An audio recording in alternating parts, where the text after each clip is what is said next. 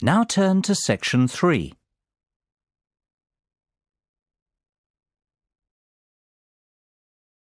Section 3. You will hear 4 students discussing a conference they want to organise at their college. First, you have some time to look at questions 21 to 27. Pause the recording for 30 seconds. Now listen carefully and answer questions 21 to 27. So, Mr. Peters has finally agreed that we can organise this year's college conference. So, we need to really go through all the most important items in order to establish a general schedule for the conference and how we are going to put it all together. Yes, I agree.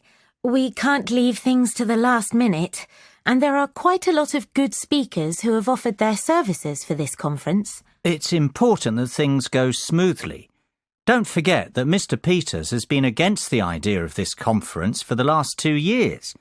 So we need to make it worthwhile and get at least 100 students to attend so that we can prove this is an event that students can benefit from.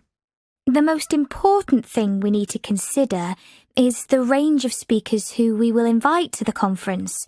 If they are well respected in their different fields, then the students will be very keen to come and hear the talks. We don't have a massive budget either, so we have to negotiate on the fees that the speakers will charge. Sam, you mentioned before this meeting that you have had some calls from some interesting potential speakers. Can you give us the lowdown on the rough list that you have at the moment? Yes. The main person on my list, who is an expert in the field of business management, is Professor Harmon. He would be good at running workshops where students can discuss how to start a business, and he likes to include role plays, which make the sessions more interesting. Yes, I've heard of him, and people have told me that he is dynamic and interesting. He doesn't like just giving lectures. He likes to get the students involved more in the discussion. We should definitely send him a formal invitation. What about another area of study, such as maths? Well, I have done some research on Mr. Steve Bishop. I heard about him because my brother went to see him give a lecture at a university in his area. Apparently, he is well respected among many universities in England for his knowledge in the field of maths. He has even done some research with some famous mathematicians. My sister studies maths at university, and I think he came to her university too to give some extra lectures. He would be a good one to keep on the list. I could send the invitation to him if you want, Sam. That would be great, thanks.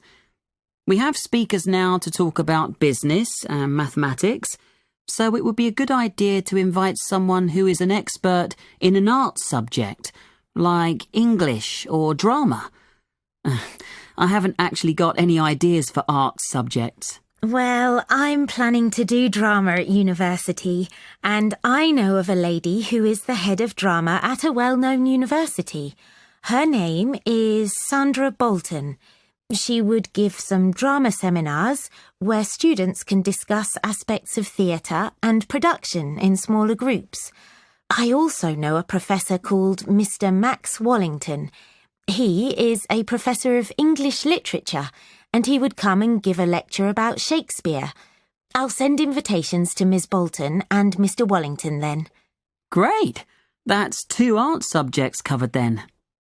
The final main subject area we need to think about is science. Dave, you want to study biology at university, don't you? Do you know of any professors we can contact? Well, there's the famous Professor Sean O'Brien. He's done quite a lot of work in the field of genetics. I'm sure all the budding scientists will really want to come and hear him speak. As well as this, there's the mad scientist Jeff O'Hara, who is very knowledgeable about Albert Einstein, and he can come and talk about his famous theories. Perfect! Now that we have some speakers in mind to cover the main areas of study, we need to think about the administration and organisation of the conference.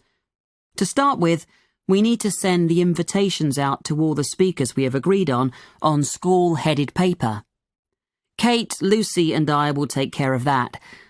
Dave, would you be able to contact a photographer to come and take pictures for the newsletter that will be printed after the conference? Yes, I know a good photographer who's come to the college for some other events. I will contact him as his photos were of really good quality. Lucy, would you be able to order the food and drinks? Which caterers do you think we should use? We don't want to spend too much money. We have about £400 to cover food and drink for 100 students. We need a selection of finger food and soft drinks. I will contact Flying Fish. They're quite cheap and they will do some discounts for us, as we've used them before at the college. Don't worry, Sam. I'll sort all that out. Excellent. We've covered a lot for today. I will book the main college hall and rooms 10, 11, 12 and 13 this week. I think we need to have about 2 more meetings before the conference. The next one we'll schedule for Wednesday the 6th of June. Can everyone do that, or would Thursday the 7th of June be better? The first date you said is fine with me. Me too. Yes, that's fine with me as well. Before you hear the rest of the discussion, you have some time to look at questions 28 to 30. Pause the recording for 30 seconds. Now listen and answer questions 28 to 30. Last thing to mention before we finish up for today is some things that Mr. Peters, our lovely headmaster, has said. As we said at the beginning, he hasn't been so enthusiastic about this conference, and he has given us some rules we have to stick to during the conference. I've made a photocopy of them for everyone. I think we should just go through them now to get them out of the way. Good idea. Well, the first thing Mr. Peters said is that we have to make a record of all the students who attend the conference, as he wants those figures after the event to check that the money he gave us to organise it was worth it. He also wants to know which subject each of the students who attended is going to study at university, to show that we have provided suitable speakers at the conference. He said that he doesn't mind how many speakers we invite, as long as the lectures are well attended. The last requirement was that we help organise the travel arrangements for the speakers. We can discuss the details of this in the next meeting. That all sounds fairly easy to manage. Did Mr. Peters not say anything about tidying up the hall and the rooms after?